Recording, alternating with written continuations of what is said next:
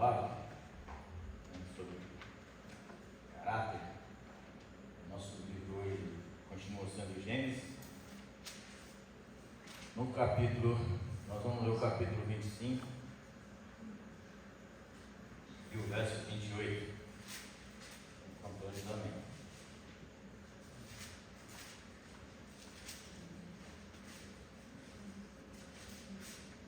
Amém?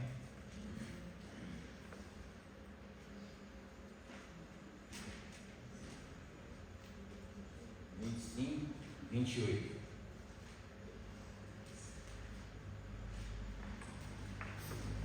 Aleluia. Vamos lá. Diz assim, ó. Isaac amava a Esaú, porque se saboreava de sua caça. Rebeca, porém, amava a Jacó.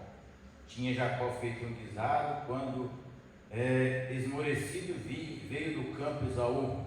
Ele disse: peço que me deixes comer um pouco desse guisado vermelho, pois estou esmorecido. Daí chama-se Edom. Disse Jacó: vende-me primeiro o teu direito de primogenitura. E ele respondeu: estou a ponto de morrer. De que me aproveitaria o direito de primogenitura? Então disse Jacó: jura-me primeiro. E ele jurou e vendeu o seu direito de primogenitura a Jacó. Deu, pois, Jacó a Esaú pão e cozinhado de lentilhas. Ele comeu e bebeu, levantou-se e saiu. Assim desprezou Esaú o direito da primogenitura. Amém? Com a nossa irmã Diaconisa já orou, então nós vamos tratar aqui um pouquinho, falar sobre a vida de nosso querido e amado Jacó. Alguém já leu a história dos 3 patriarcas? Alguém já leu? Todo mundo aqui já leu já? Isaac, Abraão e Jacó? Quem é que já leu a história de Jacó e ficou com raiva dele? Até hoje eu leio e fico com raiva. E olha que já faz algum tempo. A gente lê a história de Jacó e a gente fica com raiva de Jacó, porque Jacó era muito safado, né? Então, no português correto, ele era muito sem caráter, sem vergonha, né? E o Jacó é o terceiro na sucessão de Abraão, né? Filho de Isaac. Nós descobrimos aqui terça-feira passada que nenhuma das irmãs que estariam aqui casaria com Isaac. Todas perderiam o projeto de Deus. Então, sinto muito por vocês, mas é assim que funciona, que toca a banda. Outra coisa interessante, irmãos, quando a gente lê a história da família de Abraão, até hoje eu não entendo por que Abraão mandou buscar alguém da parentela dele. Eu não consigo entender isso, irmão, desculpa. Não tem uma lógica, não tem um significado. Todos eles eram problemáticos. Labão era problemático, Rebeca problemática, Raquel problemática. Agora eu não entendo. Será que as mulheres cananésias eram pior do que esse? Só para você pensar, né? Porque a gente sempre busca, como foi dito aqui semana passada, a gente sempre busca o melhor. Os pais buscam os melhores para os filhos, buscam o melhor para a sua família. Mas quando você lê a história de Abraão, de Isaac, de Jacó, e você começa a meditar, eu não estou falando a meditar assim, humanamente dizendo, olhando para os frutos desse povo, gente, eu jamais faria negócio com esse povo. Nunca venderia um carro para eles, nunca compraria um carro deles. Jamais. Porque você vai ver que eles têm um certo histórico de mau caratismo, Porque se você pega a história de Jacó, Jacó, filho de Isaac, nasceu grudado no calcanhar de Esaú. Quando nós lemos isso, e a Bíblia vai dizer que Isaac orou para que Rebeca tivesse filhos, Raquel tivesse filhos, Rebeca tivesse filhos, né? E ela se engravidou, e quando ela começou a pensar que tinha uma briga entre os dois, né? Os dois já se brigavam dentro do ventre da mãe dele. Parece até uns filhos que a gente conhece hoje. Eles brigam desde que nasceram, né? Ou antes de nascer, no caso dos dois aqui. E a Bíblia vai dizer que ela pergunta para Deus: o que está acontecendo? E é engraçado que Deus responde. Eu fico mais, né? Quando eu falei para vocês que eu tenho raiva de Jacó, é porque eu me vejo em Jacó. Eu era a mesma coisa de Jacó. Então, quando eu olho Jacó, eu vejo que eu tenho, né? Como Deus escolheu Jacó, eu não faço a menor ideia, porque assim também eu não sei como é que Deus me escolheu. Porque se você analisar o histórico e o contexto desses homens, não foram eles que buscaram a Deus, foi Deus que os buscou. Foi Deus que os achou, foi Deus que os trouxe para perto, né? Não muito por causa das suas ações, mas pela misericórdia do Senhor. Porque se nós fôssemos analisar a vida de Jacó ao extremo, a bênção, a promessa de Deus teria acabado lá em Isaac, né? E aí a Bíblia lá em Gênesis, no capítulo 25, no versículo 23, a mãe deles pergunta: Senhor, o que está acontecendo? E aí Deus fala para ela: olha, tem duas nações dentro de você, dois povos. O menor dominará sobre o maior. Então, para azar de Esaú, ele nasceu primeiro. Porque naquele tempo a lei da primogenitura era o filho mais velho, ele tinha direito à maior parte da herança do seu pai. Mas quando a gente vê essa história, quem falou para Rebeca que o maior serviria o menor? Deus? Foi ele que falou? Vocês têm certeza disso? Fecha nessa? Tá certo, foi Deus. Deus falou: olha, o maior vai servir o menor. Por que Rebeca tinha que meter o dedo nisso? Por quê? Parecem as pessoas que nós conhecemos hoje. Quer ajudar Deus. Gente, Deus não precisa de ajuda. É nós que precisamos da ajuda dele. E quando a gente vê essa história, se eles tivessem deixado os planos de Deus correrem naturalmente, não haveria nenhum tipo de problema, porque Deus ia resolver a situação.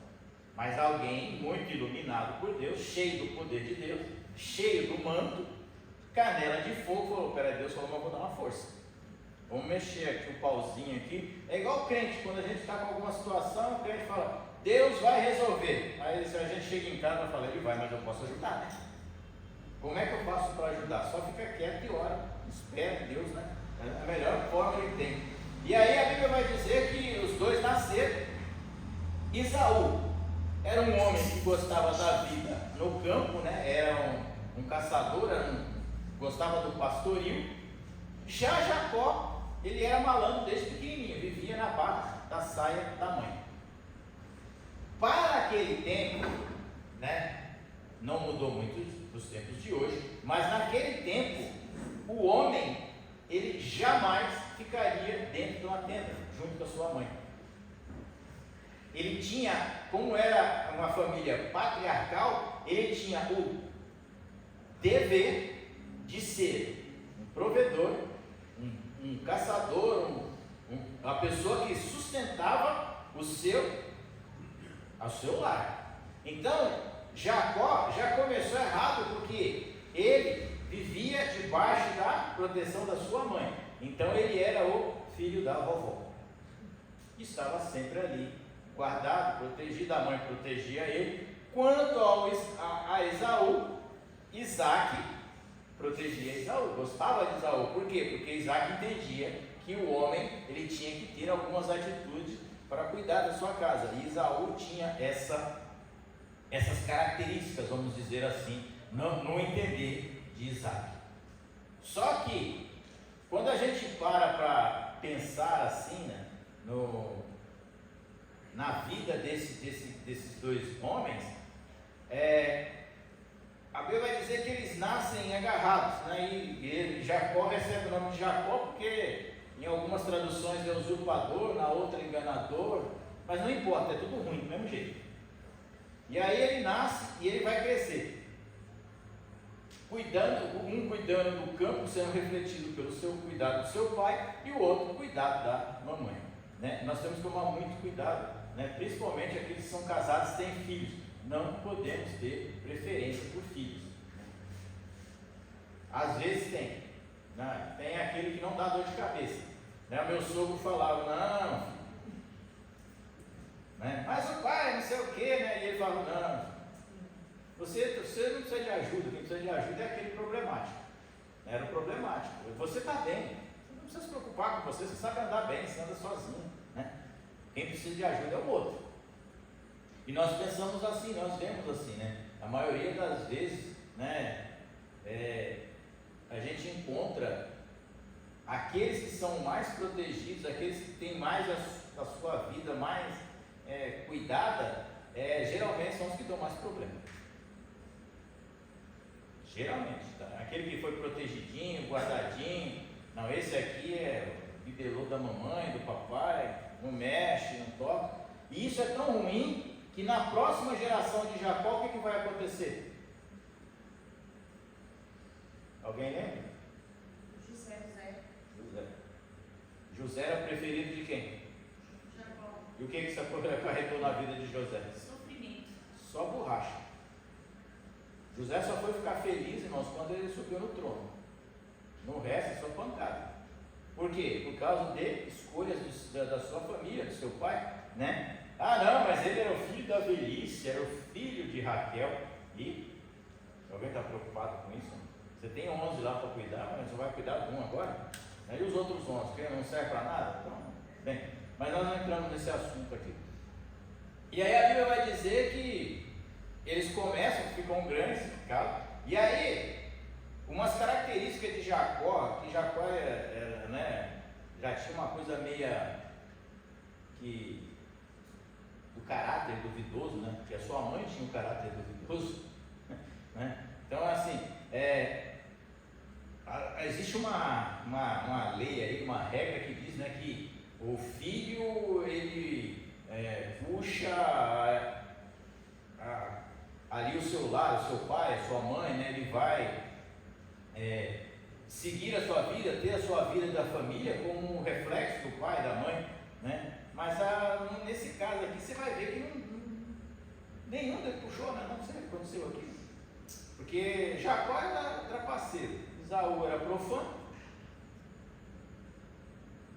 que a Bíblia diz lá em Hebreus, no capítulo 12, Esaú foi profano ao rejeitar a primogenitura, né? Então ele, mesmo com lágrimas, não conseguiu receber.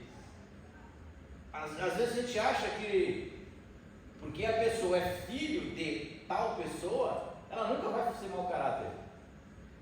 Você viu o irmão lá? Ele é filho do pastor, ele é filho do presbítero, ele é filho do diácono, ele é filho daquela irmã que está na igreja, congrega, faz tudo isso. Ele não pode ser mau caráter. Vocês acham que não?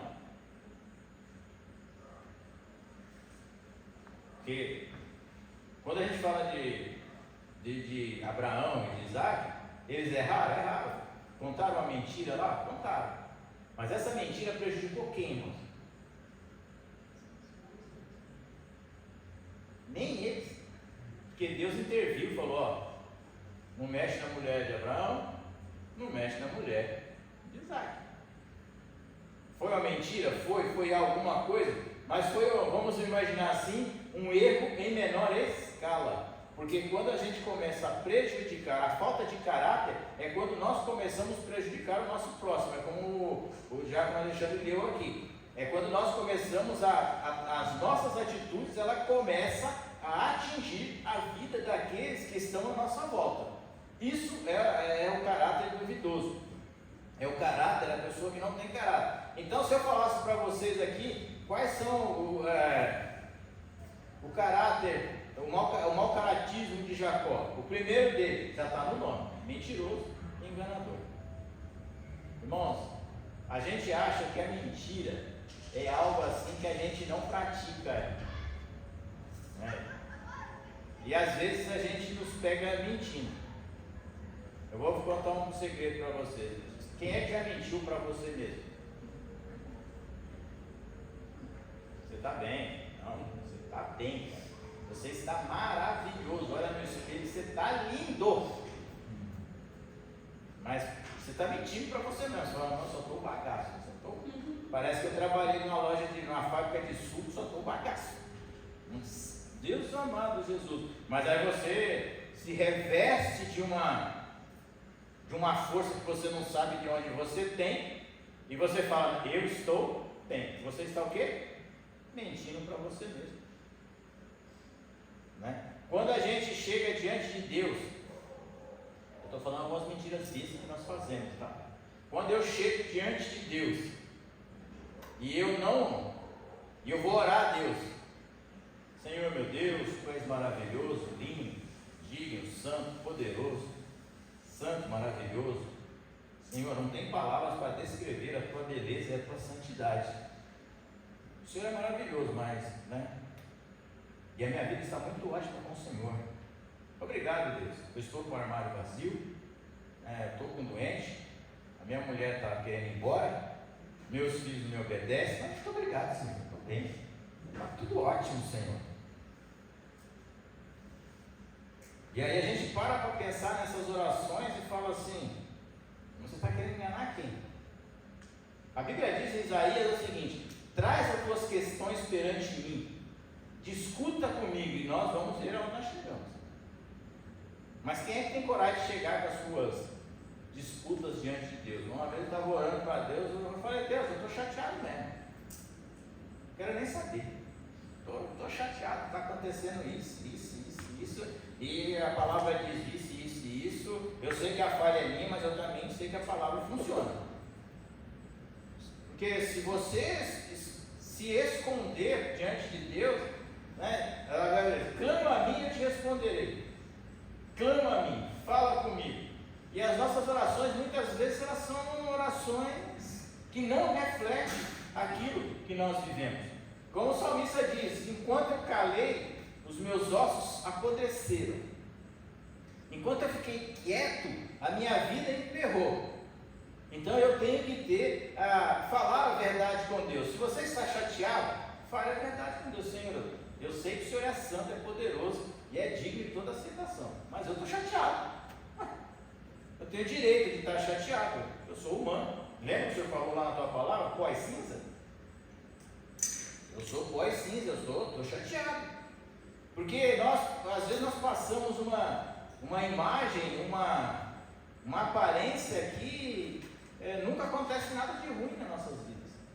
E nós sabemos que não é verdade. E Deus sabe também que é verdade. Deus fala, meu filho, fala o que você está sentindo aí. Eu estou com dor de dente, estou cansado, não vou nem no culto hoje, mas eu vou no culto porque o Senhor é bom, mas eu estou com uma dor de dente aqui que dá vontade de bater a cabeça na parede. Se o Senhor puder me ajudar, eis-me aqui, eu estou pronto. Mas nós mentimos, né? Isso aí eu estou falando, nós mentimos, as nossas mentiras com Deus, né? Nós mentimos, assim, coisas bem bestas mesmo, né? Geralmente a gente mente para os filhos, né? A minha mãe geralmente fazia muito isso, né? Falava uma coisa só para a gente não fazer, mas não era verdade. Ela falava, mas não, vou proteger para não ir, não vai ali não, porque é um bicho papão. Bicho papão, já tem internet, o povo, a criança entra no Google lá, clica, bicho papão, não existe. Então, gente, né? Você não vai lá porque eu não quero que você vá. Porque eu sou teu pai, eu sou tua mãe, estou falando para você não ir. É que nem o pastor, você não vai lá, por quê? Porque eu estou falando para você que a mim não presta, já fui, já conheço. São coisas a gente tem são coisas bobas, né, de mentira, né? E Jacó, ele tinha essa habilidade extraordinária. O primeiro passo de Jacó, né? Daqui a pouco nós voltamos na mentira novamente, porque quando a gente já tem o telefone, alguém vai falar com a gente manda falar, não fala que eu não estou. Aí lascou, né, irmão? O cara toca a campainha, rapaz, é que eu estou devendo. Vou fingir que eu não estou em casa. Né? Vê pelas câmeras, agora você não precisa nem dar com a cara lá na janela, você olha pelas câmeras. Não, você, né? Então, deixa pra lá, depois eu vejo isso aí. Então, são coisas dessa maneira, mas e é engraçado que esse texto que nós lemos aqui, de Gênesis 25, a outra característica de Jacó, ele era extremamente egoísta. A Bíblia diz, Jesus distribui no Sermão do Monte, dá pão a quem está com fome, água a quem está com sede, vestimenta para quem está nu. Quem faz isso é um bem-aventurado. Esaú, irmãos, chegou no campo, não tinha caçado nada. A vida de caçador é assim, um dia você caça, outro dia pode acontecer que você não pega nada. E ele chegou com fome. Se Jacó tivesse um bom caráter, o que ele ia fazer? Ô Esaú, eu sei que você não caçou nada hoje, a situação não está aqui. Eu não sou caçador, vivo com a minha mãe aqui de boa, tranquilão. Mas eu fiz aqui, fiz uma coisa muito boa, sopa de ervilha, né? Pelo amor de Deus, né? Então, uma sopa de ervilha aqui, mas para quem está com fome, como diria minha mãe, comida boa é feijão com fome. Então, se você está com fome, arroz e feijão é uma delícia. Ovo frito, então, aí é a glória. E o Jacó, ele poderia ter falado para Esaú: você está cansado, meu amigo? Toma um prato de comida aqui, um pedaço de pão, vai comer aí, acabou. O que ele faz? Ele era calculista. Além de ser egoísta, ele é calculista. Porque se ele tivesse falado: olha, eu dou um prato de comida para você, mas pela sua primogenitura, e desse um prato de comida para Esaú, o que aconteceria, irmão?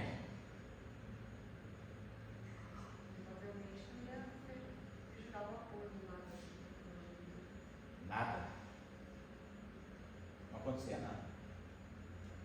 O que ele faz? Ele fez Esaú fazer. Nós lemos aqui. Jura. A partir do momento que ele falou jura, ele está dizendo assim: é impossível você voltar atrás naquilo que você falou. Jacó não era burro. Ele sabia que se ele desse um prato de comida para Esaú, Esaú falou: eu não falei nada, ele me deu porque eu queria. Ele não ia receber nada, então ele fala: jura. E Esaú jurou, e ele foi lá e comeu o prato de comida dele. Então ele era egoísta, calculista e fleumático. Né? Minha esposa agora está com essas ideias aí dos estilos das pessoas, né? E o fleumático é aquele cara que vai sempre esperar o momento oportuno para te dar a resposta que você merece. Se o sanguíneo é aquele que estoura aqui na vida, fica bravo, xinga, pula, sapateia, o fleumático é aquele que vai esperar a melhor hora para te pegar. Tome cuidado com os fleumáticos. Então, a gente vai ver o caráter mentiroso e enganador, né? Ele precisava ter aquilo? Não, ele não precisava. Ele poderia ter dado um prato de comida, não ia mudar nada a vida dele. Você acha que a bênção de Deus está colocada em alguém que vai fazer? Não, se a bênção de Deus escolheu Jacó, ainda que na improbabilidade ia acontecer, porque Deus falou e está falado. Assim como nas nossas vidas, quando Deus promete alguma coisa para nós, ainda contra a probabilidade, a nossa vida, se Deus foi Deus que falou, eu não preciso me preocupar, porque eu sei que Deus vai cumprir. Não preciso arrumar jeitinho, não preciso vender prato de lentilha para roubar a bênção de ninguém. Em outras palavras, irmãos, quando Deus fala para você o que é seu, você não precisa ficar preocupado com o que as pessoas estão ganhando à sua volta. Fica tranquilo, o que é seu, Deus vai te entregar. A gente tem muito esse hábito, né?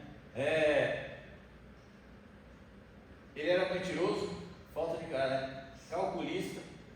Uma coisa interessante, quando eu li esse texto aqui de Jacó, eu nunca tinha reparado para ouvir, ler isso aqui, né? Quando ele chega, Isaac fala para Esaú: vai para o mato, vai para o campo, vai caçar, me prepara aquele animal que você sabe que eu gosto, que hoje eu vou te abençoar. Eu vou passar a minha bênção para você. Quem estava do lado de cá da tenda? A nossa amiga Rebeca. Ouviu, falou, deu ruim. A promessa que Deus me fez não vai funcionar na minha vida. Porque Isaac vai abençoar Esaú. E chega no seu filho, né? Fala para ele, Jacó, mamãe tem um negocinho para falar para você, filho. O que foi, mamãe? Se fosse no norte, o que foi, maninha? Vou te contar um negócio. Nós vamos passar a perna no teu pai. O pai já estava com uma certa idade, não estava enxergando mais. E ele falou, eu tenho que passar a perna no seu pai. Mas, mãe, aí Jacó, né, fala, peraí, eu já dei papel no meu irmão, eu já fiz umas maracutaia com o vizinho, já vendi um galo cego com o outro, mas, peraí, mexer com meu pai não é um bom negócio não. Aí falou, fica comigo, vai cair sobre as minhas costas, tudo que der errado cai sobre mim.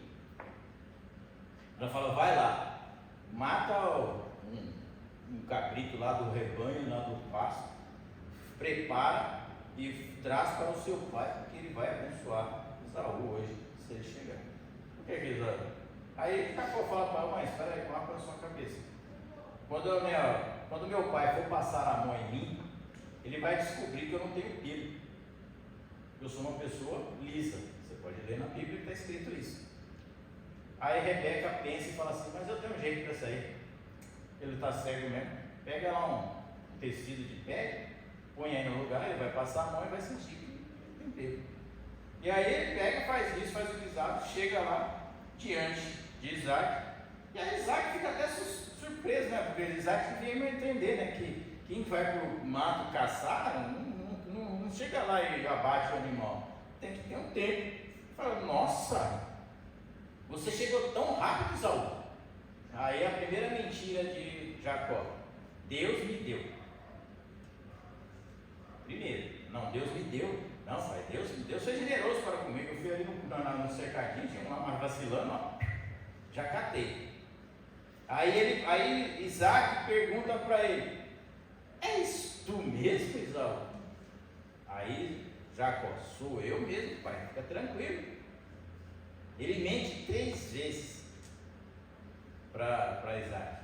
Aí eu fiz uma comparação com a mentira, a negação de Pedro, né? Estava pensando, falei, quando Isaac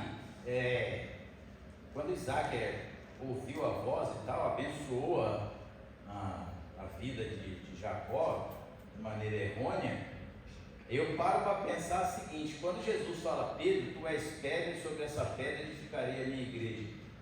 E quando Pedro está lá na roda do Sinédrio, perto da fogueira, e ele nega Jesus antes que o galo cante, ele nega Jesus por 3 vezes. Jacó mentiu 3 vezes.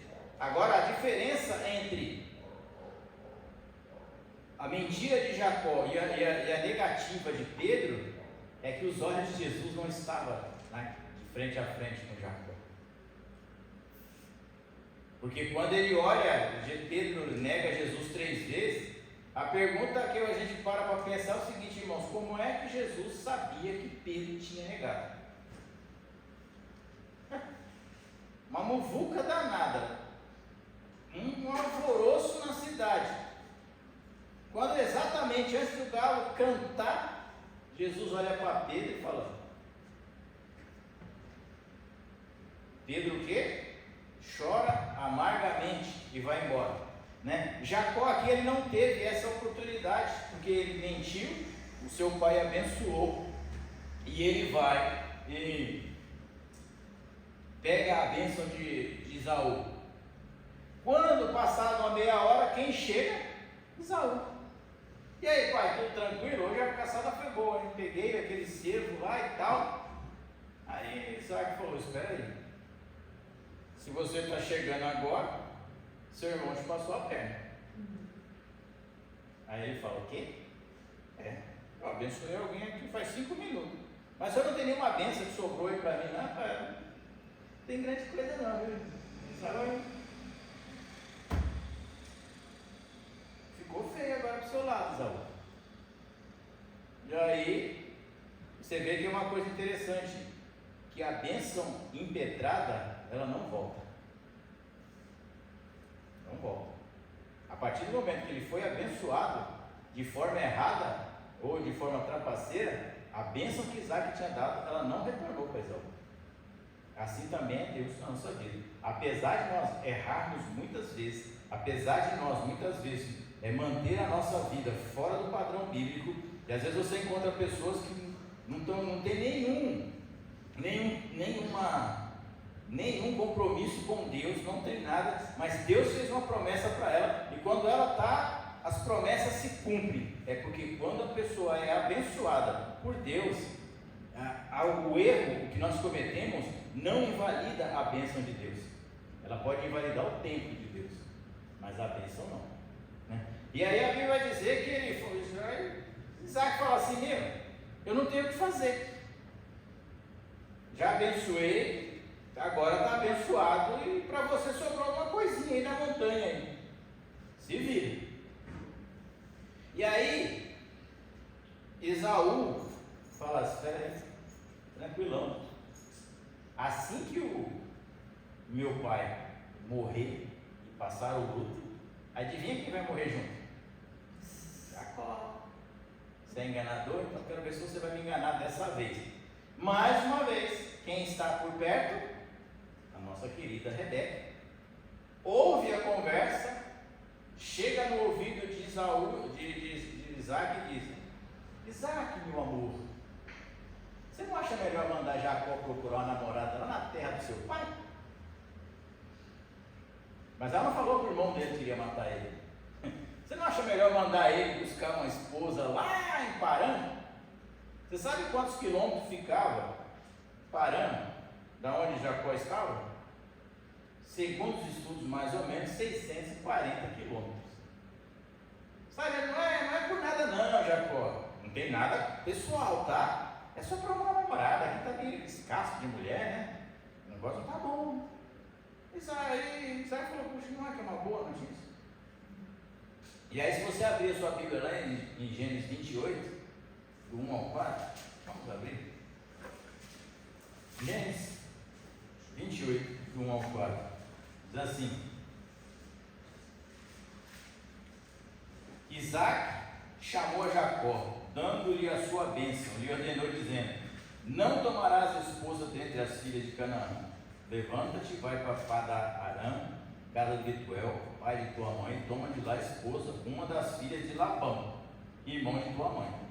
E o Deus Todo-Poderoso te abençoe, e te faça fecundo, e te multiplique, para que venhas a ser uma multidão de povos, e te dê a bênção de Abraão, a ti e a tua descendência, contigo, para que possuas a terra de tuas peregrinações, concedida por Deus a Abraão. Assim despediu Isaac a Jacó e se foi para Paz-Arã, a casa de Labão, filho de Betuel, o arameu, irmão de Rebeca, mãe de Jacó e de Esaú.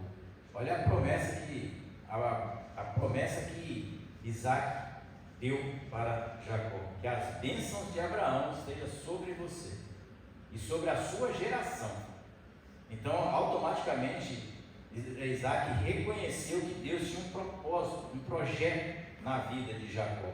E ele abençoa essa bênção com a mesma bênção que Deus abençoou Abraão. Aqueles que te abençoarem serão abençoados, aqueles que te amaldiçoarem serão amaldiçoados. E aí, ele despede a vida de Jacó e ele manda embora. Só que Esaú pensou que Isaac ia morrer logo, né? Ele já estava meio cego, já tinha lá para os seus 100 anos. Ele falou: ele vai morrer rapidinho. Não, Isaac já viveu mais 20 anos. Você imagina 20 anos Esaú falando: eu mato ele, uma hora eu mato, uma hora eu pego, né? E aí a Bíblia diz que, né, Jacó vai subindo, vai lá para a casa dos seus tios lá, né? E vai andando, e aí ele pega e desce dentro, ele tem um encontro com Deus, né? Nós chamamos Betel, E havia a escada que descia anjo e subia anjo, e ela ia até o trono de Deus. E Jacó pegou uma coluna, Jacó estava cheio das bênçãos, tinha uma pedra e uma garrafa de azeite. Estava dormindo com a cabeça na pedra. Para quem era acostumado a dormir na tenda da mamãe, agora estava no deserto, passando frio. E ele vê aquela visão, e Deus fala com ele. E ele ergue uma coluna lá, joga azeite e fala: olha, se o Senhor aí me trazer aí uma palavra, me der aí eu ir e voltar, de tudo eu vou dar o dízimo, né? Fazendo menção ao que o seu avô tinha feito a Melquisedeque. E aí a Bíblia diz que ele vai, parte para essa caminhada, chega à casa de Labão e ele começa a trabalhar para Labão, né? São 20 anos, aproximadamente 20 anos, mais de 20 anos ele trabalhou para Labão. E ele diz que ele olhou para a sua Raquel e se apaixonou por ela. Ele falou: já estou trabalhando para você mesmo, não custa trabalhar, eu trabalho 7 anos por essa linda mulher. Aí Labão olhou para ele e falou: adorei, lindo, show, pode trabalhar que a mulher é sua, meu parceiro, está de boa, aqui é tudo da casa. E ele vai lá e trabalha 7 anos, com muito trabalho e tal, labor e tal, e vai. E aí um dia lá, eles vão para uma noite de núpcia, eles tomam umas cajibrinas a mais, ficam bêbados, e Jacó acorda no outro dia com Lia. Ele olha e falou: opa, eu bebi, mas eu sei reconhecer Raquel e Lia. Será que eu estava tão doido assim? Por que eu fumei nessa noite, né? Aquela noite que você sai e você fala: nossa, que noite louca que eu tive, não sei nem o que eu fiz, não, eu aprontei, não sei de nada. E aí, ele vai lá, chega em Labão, bravo, né? Ô senhor, ô Labão, qual é? Trabalhei para você 7 anos, e você me dá, não é a Raquel? Aí Labão olha para ele e fala assim: ô bobinho, você acha que você enganou seu irmão lá? Seu irmão ficha pequena, aqui tu está no meio do peixe grande. Aqui não funciona assim não. Não te falaram isso não? Falaram o quê? Aqui primeiro casa mais velha, depois o mais nova. Jacó pensou para lá e para cá, falou: tem que fazer, né? Já. Aí Labão foi generoso e falou: mas eu tenho uma ideia para tu. Trabalha mais 7 anos e eu te dou Raquel. Olha que beleza. E aí a Bíblia diz que Jacó já não tinha muito o que fazer mesmo, né? Já estava sem. Foi lá e trabalhou mais 7 anos para Labão. E Labão pega e concede Raquel e dá Raquel, né? Aí vem um pequeno conflito aqui novamente, né? Você imagina um cara casado com 2 irmãs, com uma pequena diferença. Uma tinha filhos, a outra não tinha. E naquele tempo, a mulher que não tinha filha era considerada de segunda classe. Não era digna de ser casada, não tinha que, né? Porque ela não dava descendência ao seu marido. E você imagina a briga que era entre as irmãs, elas já brigam naturalmente por nada, né? Porque são irmãos, então para isso mesmo, nasceram para brigar um com o outro. Elas nasceram para cá. Agora você imagina, a mulher é casada, as duas com o mesmo marido, e a Bíblia é bem clara em dizer que Jacó amava Raquel. Aí você imagina, a mulher que era amada não podia ter filhos. Olha o castigo que era, né? Vejam os furduns que esse homem entrou. Às vezes é melhor você ficar na sua, mas a gente quer arrumar sarna para se coçar, né? Jacó arrumou uma bela de uma sarna, porque as duas só faltavam sair do tapa. Uma tinha filho e a outra não tinha filho. Aí a uma ia lá, buscava mandrágoras, né? Mandrágoras é uma planta aquática que dá uma batata, um bulbo. E as pessoas acreditavam que essa planta ela tinha o poder de fazer a mulher se tornar fértil. Então, tanto é que você vai ler lá em Gênesis que a mulher Lia manda buscar e Raquel pede para ela, né? Me dá isso aí que eu vou tomar também, porque eu já estou aceitando qualquer coisa, né? E aí a Bíblia vai dizer que as duas viviam em pé de guerra. Você imagina, um lar desse nível. E Jacó continuou lá nas propriedades de Labão. Só que tinha um problema, a bênção de Deus estava sobre a vida de Jacó. E ele começou a prosperar. E ele começou a ficar, a obter recursos, a ter dinheiro. E aí Labão falou, opa, peraí, esse cara está passando os limites. E aí ele falou, Jacó, vai trabalhar para mim. Mas você não vai trabalhar mais para mim não, agora você vai trabalhar por sua conta, tá bom? Não vou te pagar mais nada. E aí tem essa história da Bíblia, irmãos, não me pergunte, eu não entendo, não sei como funcionou, já procurei histórias, mas não tem explicação. E a Bíblia diz que Jacó falou, toda ovelha malhada que nascer é minha, e todas as de cores únicas é sua. Fechou? Fechou. E aí a Bíblia diz que Jacó ia lá fazer umas varinhas, colocava no poço, no bebedouro, cortava as varinhas, deixava elas coloridas, e todo filhote que nascia era o quê? Listrado. Aí Labão olhou e falou, o que está acontecendo? Né? E aí depois ele trocou a varinha também, mudou a cor da varinha e todos. Aí Labão começou a ficar preocupado, porque ele começou a se engrandecer, ficar rico, ele começou a ter problema. E aí Deus fala para ele, olha, vai embora, volta para sua terra, para a terra que eu jurei a seus pais, Abraão e Isaac. E aí ele fala para ele, olha Labão, a partir de agora, sinto muito, a gente vai embora, eu vou embora, vou pegar minha família. Isso ele já tinha 11 filhos, tá irmão? Já tinha 11 filhos que nasceram lá. E ele fala, vou embora, vou ver lá como é que está minha mãe, os ossos da minha mãe, a saudade da minha mãe. E pai, foi. E a Bíblia vai dizer que Labão ficou meio cismado com ele, aí veio atrás dele. Mas Labão não veio atrás dele por nada. Adivinha por que Labão veio atrás dele? Simplesmente porque a nossa querida Raquel pega os ídolos de Labão e leva embora. Simples assim. E por que ela pegou os ídolos? Porque aqueles ídolos se tornaram, era como naquele tempo, naquela região, como posse da terra. Então aqueles ídolos representavam como as escrituras das terras de Labão. E Raquel pegou os ídolos, colocou no bolso, falou, meu pai é malandro, mas eu sou mais. Ou se jogou com os ídolos de Labão. E aí Labão olhou e falou, opa, está faltando ídolo aqui, está faltando um negócio aqui. Foi atrás de Jacó. Quando eles chegam em Jacó, qual é a primeira tenda que Labão vai?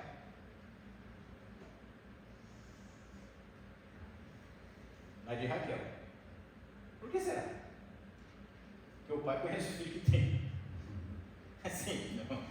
O pai sabe que o filho que tem, a gente pode até não querer aceitar, mas sabe qual filho que a gente tem, né? E aí Labão chega na filha dele, aí a filha dele é muito mais ligeira do que você está imaginando. Ela fala, não pai, eu não vou, o senhor levanta daí que eu quero dar uma olhada no seu camelo.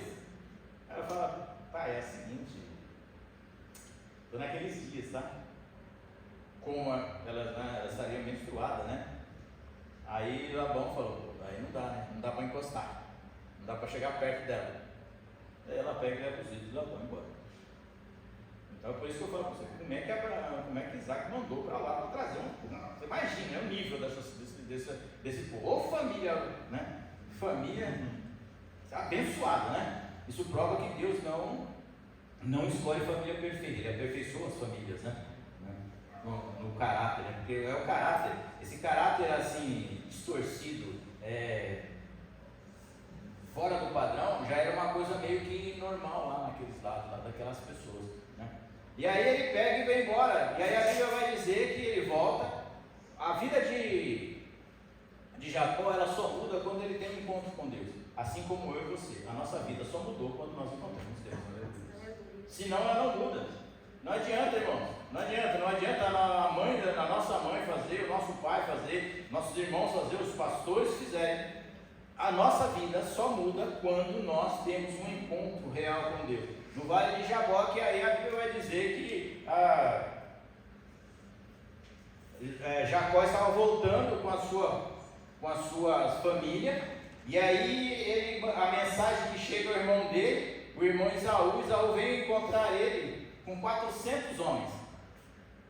Ele tinha só 11 filhos. E Isaú usava 400 homens de guerra. Qual foi a primeira coisa que Jacó teve, irmão? Medo. Você teria o que? Coragem? Não, eu vou lá, vou bater, eu luto jiu-jitsu, taekwondo. E Jacó teve medo. E a Bíblia diz que no Vale de Jaboque ele vai e tem um encontro com Deus. Ele vai, já até canta um corinho, né? Está lá em Gênesis 32, 22 ao 30. E a Bíblia vai dizer que ele luta com o anjo. Esse lutar com o anjo é meio que figurativo, né, irmão? Pensa comigo, você vai lutar com o anjo? Está lá, está agarrado com o anjo pegou e fez no joelho dele. Já é? Ninguém luta com o anjo. Não tem a menor. Mas esse é um momento figurativo, dizendo assim: olha, eu só vou. E aí a Bíblia vai dizer que Deus fala para ele: olha, a partir de hoje você não é mais Jacó, você deixa de ser enganador e passa a ser Israel, face a face com Deus. Então, aí nós vamos ver a mudança de caráter quando nós encontramos Jesus. Não importa qual seja o nosso mau caratismo, no meu caso, eu era mau caráter porque eu era um zombador profissional. Então eu zombava de todo mundo, principalmente dos crentes, né? Eu achava mó barato tirar barato de crente, né? Eu achava isso extremamente interessante para a minha vida. Então, não importa o tamanho, o mau caratismo que você tem, mas quando nós encontramos a Cristo e Deus muda o nosso nome, assim como mudou de Pedro, assim como mudou de Israel, assim como mudou de Abraão, assim como mudou de Sara, o nosso caráter é transformado paulatinamente.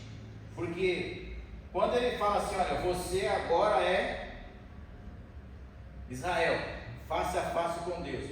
A partir deste momento, a vida de Jacó, ela começa a mudar. De oportunista, ele passa a ser verdadeiro. Primeira coisa que ele fala para o irmão dele: ó, meu irmão, eu queria te dizer uma coisa, me perdoa. Aquelas besteiras que eu fiz com você, fiz com meu pai, fiz com a minha mãe, me ajudou a fazer também, mas ele nem citou o nome da mãe, ele assumiu a sua culpa. Porque é muito fácil, irmão, que às vezes a gente faz um negócio: ah não, mas quem me indicou foi fulano de tal, quem falou para me fazer foi ciclano. Não, não existe. Você pega o que é seu, paga a sua culpa e vai embora.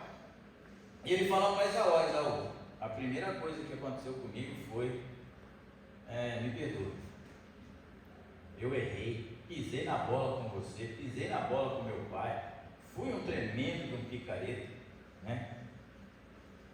Mas me perdoa. O caráter transformado quando a gente tem um encontro com Deus, de mentiroso, a gente passa a ser paciente. Todo cara que tem um encontro com Deus, ele se torna paciente. É fruto do Espírito. Não tem jeito. Ah, eu era mentiroso. Então agora, quando Labão fala para ele: ó, a partir de hoje você vai trabalhar mais 7 anos. Ah, mas por quê? Porque aqui se casa mais velho por você. Se fosse um de nós, já ia partir para a briga, já ia quebrar a cara do sogro, já ia virar aquele forjeiro. Ele falou: não, tá bom, eu trabalho 7 anos. Eu tenho paciência para esperar por Raquel. Ele passa de enganador. Geralmente o enganador é aquele que não trabalha, né? Ele passa a ser um trabalhador. Trabalhou 14 anos por 2 mulheres, por uma. Na verdade trabalhou por uma, tá, gente? Os 14 anos foi por uma, tá? Trabalhou mais tempos de anos com o seu sogro. Então ele deixou de querer levar vantagem sobre a vida das pessoas. Crente não leva vantagem sobre outras pessoas. Apareceu uma oportunidade de ouro, irmão. Jesus, estou sabendo que o irmão está enforcado, coitado, está aqui respirando canudinho, está vendendo o carro dele que custa 100 mil por 10 mil. É meu. Ei, Jacó, sai desse corpo. Sai desse corpo, Jacó, né? Não tá, irmão, não pode. O seu irmão está passando dificuldade, você fala para o irmão: vou te pagar, seu carro vale 100, eu tenho 30, te parcelo o resto, pode ser? eu quero ser malandro. Aqui no Brasil nós temos muito isso, né? O jeitinho Jacó. Acho que Jacó, o povo brasileiro aprendeu tudo com Jacó, só que o povo brasileiro não se converte, né? Jacó se converteu, né? Enganador, passou a ser trabalhador, né? A ter a sua vida pautada no trabalho. A Bíblia diz: quem não trabalha, não come. Olha que coisa boa. Você quer emagrecer? É só não trabalhar. Você para de comer, resolveu o seu problema. Olha, a dica, fica a dica de Deus aí para a tua vida, né? A última, uma coisa que mudou no caráter de Jacó foi o seguinte: ele deixou de confiar na sua esperteza e passou a confiar na direção de Deus. Todo homem que se muda o seu caráter, ele se converte, ele deixa as suas espertezas, o seu poder de conhecimento, as suas habilidades. Eu não estou falando que você não deva estudar, não deva trabalhar, não é nada disso. Estou falando que você não confia mais no seu próprio intelecto, você não confia no seu braço e você confia na direção de Deus. Se Deus te deu uma direção, por mais estranha que ela pareça ao primeiro momento, eu confio e vou. Né? Não temos essa, né? Quando eu falo de que a gente deve ficar meio aqui, eu fico meio, sempre quando eu leio a história de Jacó, eu fico meio incomodado, né? Porque Jacó, eu sou um típico Jacó da vida. Eu parei para meditar em Mateus 9:9. A Bíblia diz que Jesus está vindo, né? E ele vai passar lá, e ele vê um cobrador de impostos. Tinha duas raças no mundo que o judeu detesta: os publicanos e os cobradores de impostos. Agora imagina nós, a Bíblia não dá essa, mas a gente tem licença poética para pensar, né? Nós temos essa licença poética hoje porque está escrito, e a gente pode fazer uma colocação. Agora você imagina Pedrão junto com Jesus ali: Senhor é Deus, Jesus é bom, glória a Deus. Aí Jesus para diante da alfândega, da coletoria, olha para Mateus, fala para ele: vem. Os discípulos, um olhou para o outro.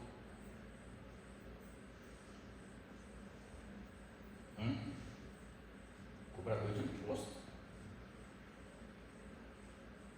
Será que ele está bem? Será que foi aquele peixinho que ele comeu que estava estragado?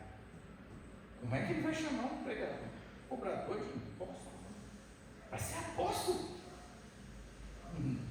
Vocês já pararam para pensar nessa hipótese de Mateus sendo chamado? Todo olhar que olharam para ele falou: aqui não, hein? Não vem roubar mais não, hein? Né? Tipo, que nem aquele irmão que chega aqui, que ele tem uma vida meio turbulenta aí fora, a vida no crime. Quando ele entra dentro da igreja, todo mundo já põe a mão na carteira.